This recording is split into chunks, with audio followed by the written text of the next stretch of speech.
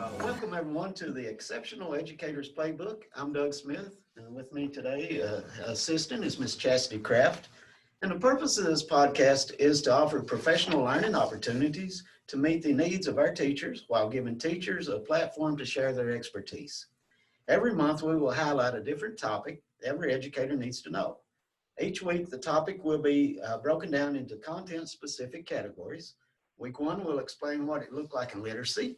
Week 2, we'll look at how it works in math. Week 3 allows us to look at terms of a social emotional behavioral lens. And week 4 offers modifications and models for the behavior for the low incidence community. Easy for me to say there. So today we'll be discussing developing goals and determining accommodations in behavior.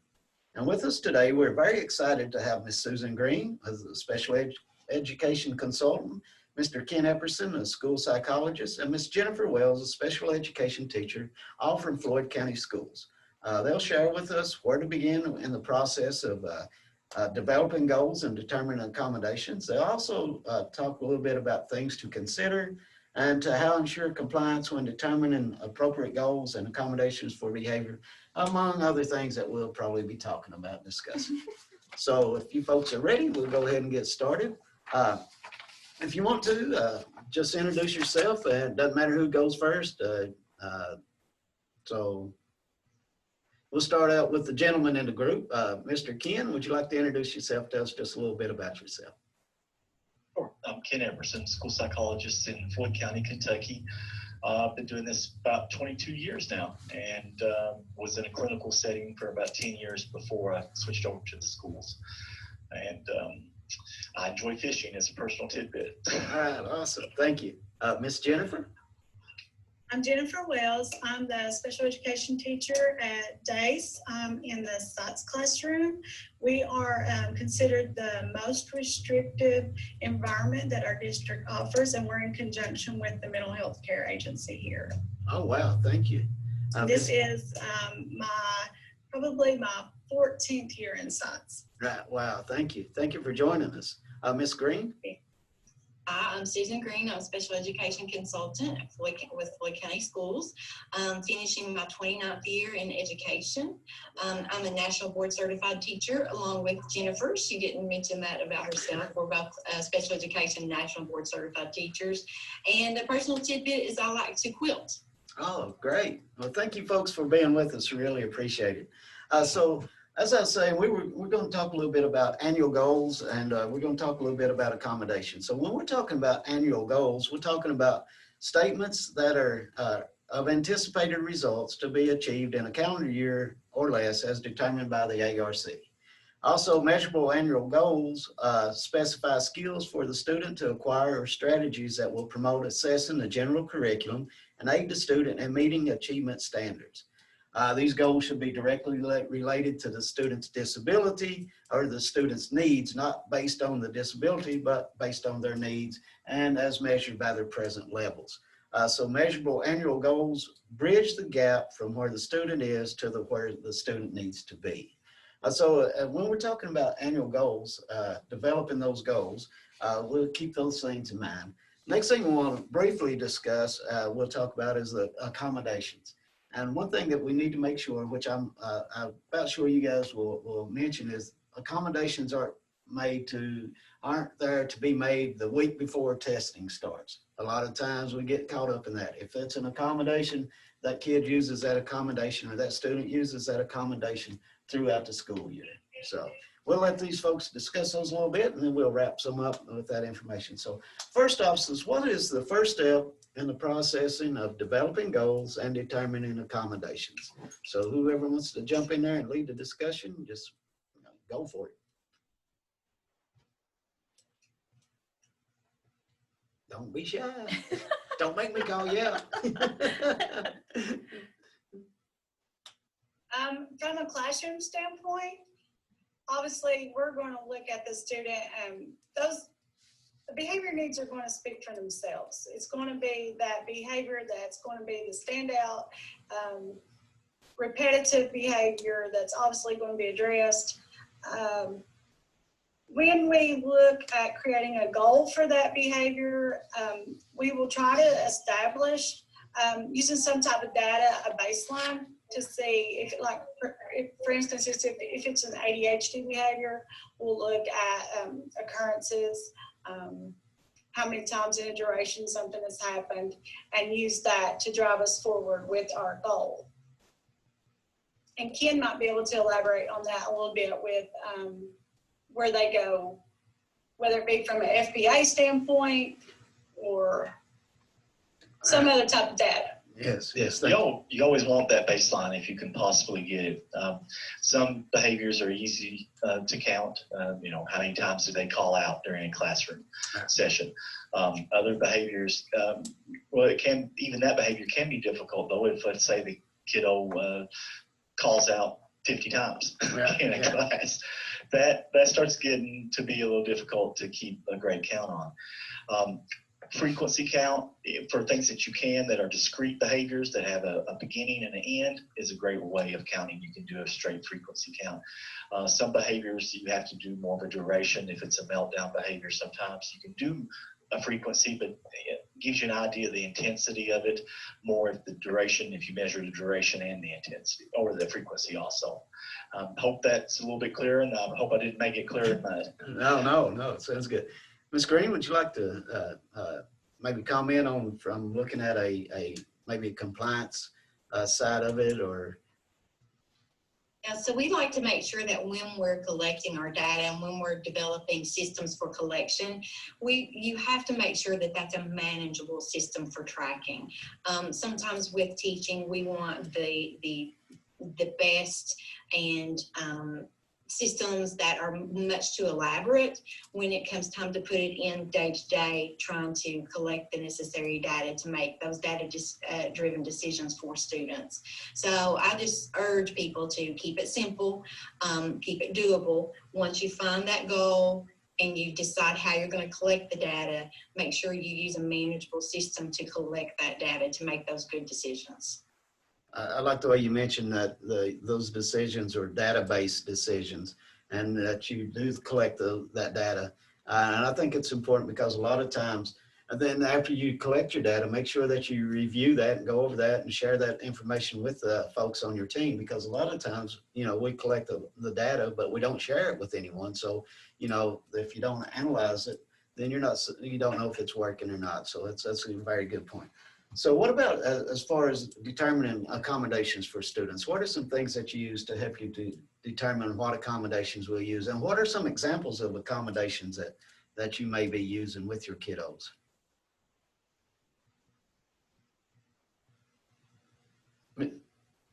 As far, Doug, as our IEP goes, we're limited in what we actually mark on that IEP for accommodations with our behavior modification check. But we always, Susan and I have talked about this, we go back to the supplementary aids and services a lot. What are we actually providing underneath that tab for these students, whether it be in the physical environment or instructional or behavioral support. So it can fall under that, and a lot of times we see that implemented through the behavior intervention plans as well as the IEP itself.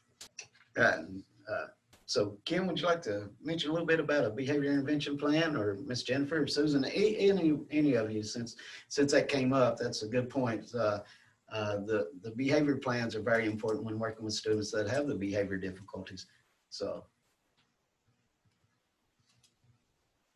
I would think before again, you want to make sure that you're calling the behavior the right thing. What is it that they're doing? Define that behavior. Make sure that it's easily observable and that everyone has the same definition of behavior. That's going to help you with the counting and starting it all off. And before I would try to do a behavior plan, I would try to have some idea of what the function of that behavior is. Because that's going to guide you on how to set up your behavior intervention plan, is by doing a functional analysis of that behavior. Thank you. And I'll just add too, once you start implementing that behavior plan, it's very important that as the adult in that situation, and I use the term adult because we as teachers oftentimes have paraprofessional assistants within our classrooms. So any adult that works with a student, we need to make sure that we are implementing that behavior plan consistently. And so oftentimes that's on a schedule that's developed either during that IEP meeting or always in that IEP meeting, and then reviewed pretty often because we want to be able to extinguish those reinforcers that are required to get that behavior that we're looking for. Many times our primary classroom teachers, our primary special needs teachers, have difficulty identifying what is reinforcing for the kid to include in the behavior plan or the behavior intervention plan. So we try to use a system of forced choice surveys, especially with our little kiddos, that gives us a better idea of things that they would consider as reinforcers to build into that plan and work towards extinguishing those as they make progress towards eliminating that undesirable behavior. And one of the things that I picked up on there, and which I really like, the forced choice surveys, you said consistently. So you got to consistently implement these plans that you have in place or that you've developed. And also, like the way Ken said, make sure that you're defining the behavior in a measurable, observable, and objective way that everyone can agree on what that behavior looks like.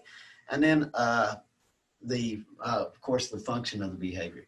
And Ms. Green, and I think Ms. Jennifer may have mentioned, the supports or the accommodations that you're using are there to provide the student with that assistance as needed, but are faded out so that, that structure becomes less and less throughout. The structure stays the same, but that accommodation is used less as their behavior or their goals are met. So make sure that you're fading those accommodations. So we already mentioned one tool, I think, was behavior intervention plan. Ken briefly mentioned the FBA. So what are some other tools and resources that you folks use for behavior? So many of our teachers in the district develop behavior intervention plans that follow along with our school-wide PBIS. Within our district, we focus on PBIS, and each individual school focuses that towards the individual needs of the students within their buildings. PBIS is something we're definitely revisiting, as this week we are now 4 days a week with students back in the building. So we're going to be reteaching those procedures. We're going to be talking about just expectations that we have. We want to make sure that kids are settled, they are comfortable back in the school building, and we are pre-teaching things for them to expect as they go through their school day. So that's been a big part of the focus. Jennifer uses a lot of different flexible activities. She also uses some mindfulness activities. So I'm going to see if she would share those with us right now.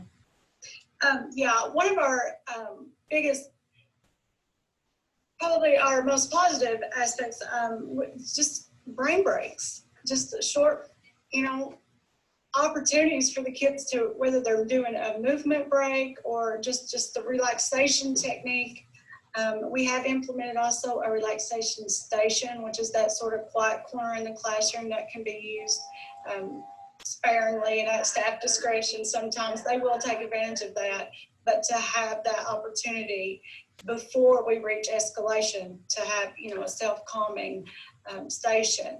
And then also just the brain breaks, the movement is huge for some of these students, and providing an environment where they have room to move, an opportunity to move.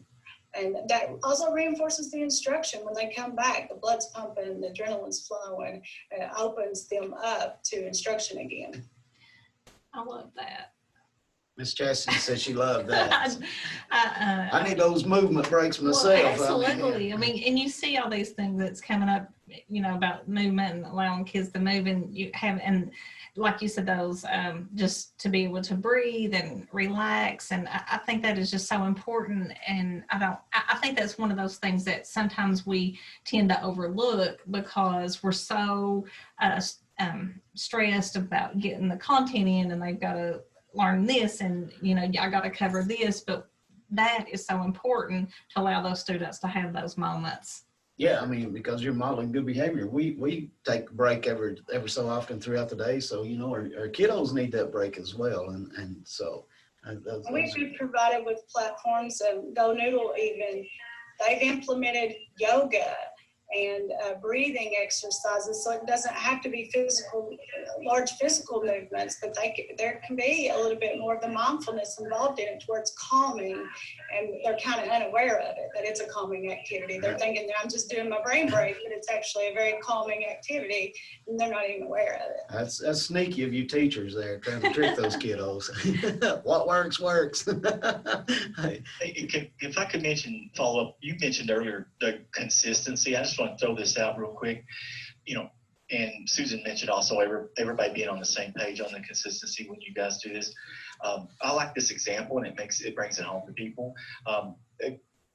Whenever you start one of these behavior plans, always know and expect that the behavior is going to go up at first, because kiddos tried these things before, they've always worked, and then when you try to stop it, they're going to increase. And that's where a lot of people fail. They stop. They go, it's not working, because the behavior is going up. So expect that. Second thing about consistency is scratch off tickets. They only pay off 1 out of 7, 1 out of 10, and yet people buy them by the thousands. And again, so if a kiddo is being reinforced for a negative behavior or a bad behavior, and everyone's not consistent, just 1 out of whatever, 1 out of 5, 1 out of 7, you are reinforcing that behavior still, that negative behavior that you're wanting to stop. And I'll stop there. I wanted to bring that up quickly. Oh no, that's a great point, and that's a lot of folks don't understand that or realize that. I love that analogy too. That's something. I'm sorry. I did it again, didn't I? I'm gonna have to cut off some of this positive attention, I guess. Look at we need a brain break, please. But that example though, a lot of people can relate to that. Yeah. Definitely. So I really like that. I hadn't heard it put that way before. So. Yeah. All right. Cool. Thanks, Ken.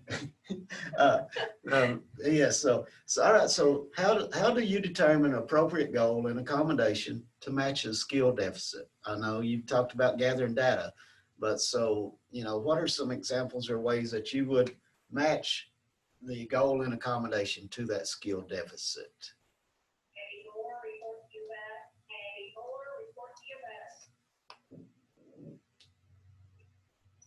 I was using a program, Doug. I think I sent you a copy. It's actually a generator for the behavior intervention plan, but you can use it just to connect your goal, almost like your goal with what you need, how you're going to support that goal. And also the PBISworld.org website will help you with supports. You plug your behavior concern in, and it's going to pop up and give you all these interventions to try. You can turn that into a goal and objective. You can see if it's working maybe for another student, or just do a trial and error with the student beforehand. See if this is something I'm thinking I can work. I can reword that and rework it into a measurable goal.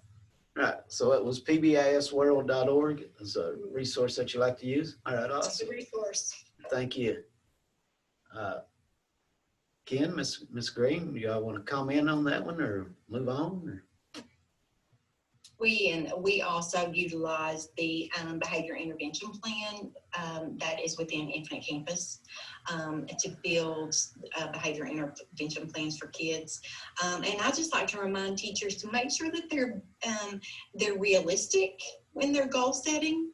Sometimes we want children to make significant progress, but we also have to be realistic when we're making that annual goal to ensure that we are providing the specially designed instruction and the supplementary aids and supports that kid needs to be successful and have the opportunity and the ability to master that goal within that calendar year. So again, being reasonable and realistic is an important part of that. So I've heard consistency and heard realistic. I like both those points, but the realistic part, yeah, that's very important, because like you said, we'd love to see them, knock it over the fence, but we got to be realistic. What are these little baby steps we can get to reach that ultimate goal? So very good point. Thank you. Ken, do you have a comment, or are you good? All right. So now, Miss Green, I guess this be maybe directed a little bit more towards yourself, since you're the special ed consultant or whatever. How do you ensure compliance? Well, I mean, it'll apply to all of you, but Ms. Green, if you want to start out or with that. So how do you ensure compliance? When a student is in school in the Floyd County school system, and a teacher reports some noticeable behavioral difficulty, they would make a referral to what's called our school intervention teams that we have set up in each school. Those students then obviously are having difficulty at the tier 1 status for response to intervention. So the SIT team can look at the teacher concerns along with parent concerns, and that student would then be placed in tier 2 intervention services for behavior. A goal is set, very much like an IEP goal. Data is collected to see if the intervention has remediated the behavior difficulty and provided enough support, or whether additional and more intensive interventions need to be provided to the kid. So that's our first step towards compliance within our schools and within our district, is to begin with response to intervention services through our tiered system of supports, MTSS, for students with behavior. It's RTI and the MTSS system is not strictly for academic supports for students. And then once data is collected and adequate data is there to support a possible referral for special education, then by all means, the committee can make that referral for special education.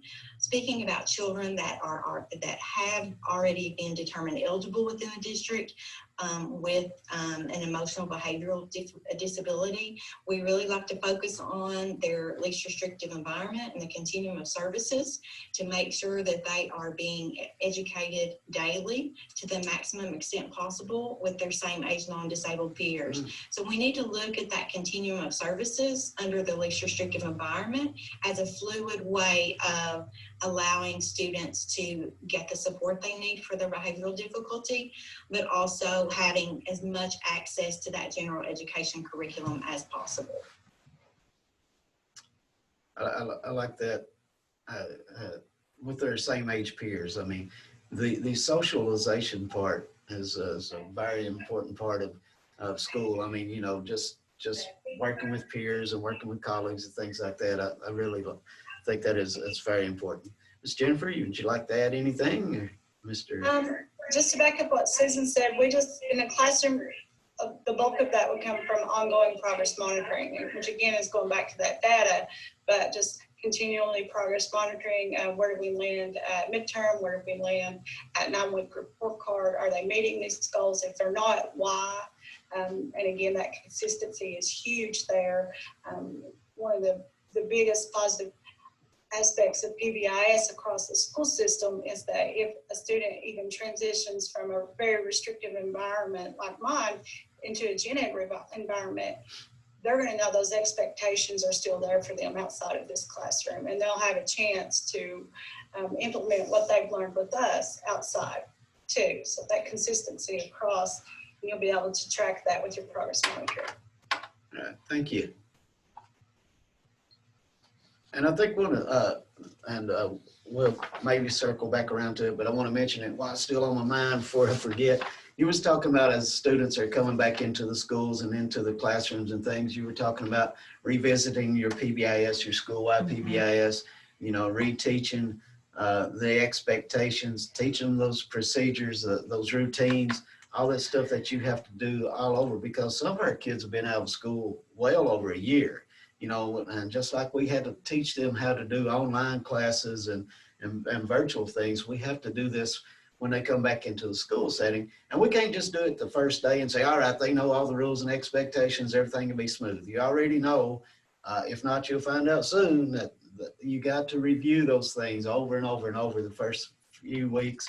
And then even after that, after every other week or so, you may want to go back and revisit your rules and expectations and your procedures. And not only do you just teach that stuff, but you got to practice, you got to model, you got to provide them with that feedback, you got to praise them and encourage them and things like that. And I think that's, you know, well, we know our rules, we got it on the wall, but no, if you didn't teach them, then you don't know the rules, and the kids are going to push those buttons and see how far they could push those boundaries. So that's just a really very important thing to go back and reteach your PBIS and your classroom rules and expectations and procedures and routines and all that good stuff. Learn how to walk down the hallway again and keep your hands 6 feet away and all that stuff now. So, but that's a great point. So one final thing, I guess, before we start to wrap up a little bit is I want to make sure that you all have got to express, what you've were prepared to present, and then plus, what advice or final thoughts would you like to share with other teachers? As Ken drifts into the matrix again. We've lost him. Come back, Ken, come back. He'll be back. Oh, there he is. Hey, welcome back. What he's still. Maybe I'm back. Ken, I'll go ahead and I'll figure this out. All right, thanks. Oh, Miss Jennifer, if you'd like to go. I think it's the word of the day. Consistency is key. That's the best advice I could give. Be consistent. Implementing your rules, your consequences, your rewards, and that's the most important aspect. Thank you. Ms. Green? I think my word would be data, definitely. You make all decision making takes place using data-driven decision making. And one other final thought, Cinda's here with me, just off camera view, but she reminded me that, folks need to remember that any disability category can have a student that needs behavioral supports, maybe through a behavior intervention plan or through some sort of some supplementary aids and services for behaviors. So I think just looking at what kids need to be successful, and what helps them to remain in the gen ed classroom with their peers while supporting their every need. And that might be any disability category. Yeah, and that's a good point. It's based on what the kid needs, not based on the disability that they are labeled with or whatever. It's based on what that student needs to help them be successful. And thank you, and thank Miss Cinda for reinforcing that, and appreciate that. All right, Ken, roll on, baby. I'm just going to roll in on what she just said. We base their needs on data because that's what tells us where they're weak at, and it's the best way of doing it. If you got good data, I'm an old guy, been at this long time. Trust me, at one point or another in your career, you'll need that data in a very intense situation. And if you've got good data, it backs you up all the time, because it's a best guess. You don't have to be perfect. You don't have to guess right about all the behaviors, but you need to make sure you've got the good data there. Thank you. So we got consistency, we got data, and Ken backing up with the data, and like I said, make sure it's based on the students' needs, their goals, and their accommodations for sure. And again, like we said, just kind of quick wrap up, you don't start using these accommodations a week before testing. Those are things that are put into place all school year. And you develop those as a team. And so just appreciate you folks. I'm going to let Miss Chastity finish us up here. One thing that these folks have mentioned some resources, and Miss Chastity will share a link or the information for how to get to those resources. I don't know how, but she can tell y'all how to do that. But thank you folks very much for being with us, and just hold on just for a few minutes and while we finish up. Thank you all. Miss Chastity, take us home. All right. Thank you for joining us this week for this week's session of our podcast. I'm excited we learned so much about the data and how to get what the kid needs so that they can be successful. For deeper understanding and resourcing the tools that Doug was talking about, you have a class code. He's got a behavior podcast classroom, and you can use the code WOKFFR5.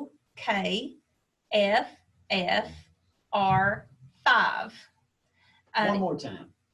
WOKFFR5. We have not only resources from this episode, but previous podcasts as well. All the podcasts from all year. So, and it's like a living, it's a living classroom. So you just add stuff to it all the time. Yeah, and if you folks want to add other stuff to it, you're more than welcome to, or send it to me and I'll try to add it, but we'll get. Yeah, and the some purpose of that classroom is just, I mean, you can add to or take from, you know, Yes, yes. it's there for everybody to use. If you use that code, you see something that you like, take it, use it. If you find something that you think would be beneficial for other people, just drop it in there. Yeah, definitely. So it's just a platform so that everybody can have some resources.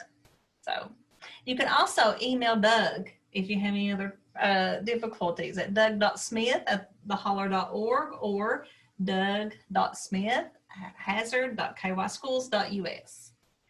We also have a Facebook page at KVEC Exceptional Children, and also on Instagram, KVEC EC. We encourage you to like and follow our pages, and you can visit us on theholler.org, the KVEC Special Education page, to view this podcast along with all of our other podcasts and tons of other resources that we have for teachers and all educators, Yes, really. yes. So we hope that you can join us next month as we talk about specially designed instruction.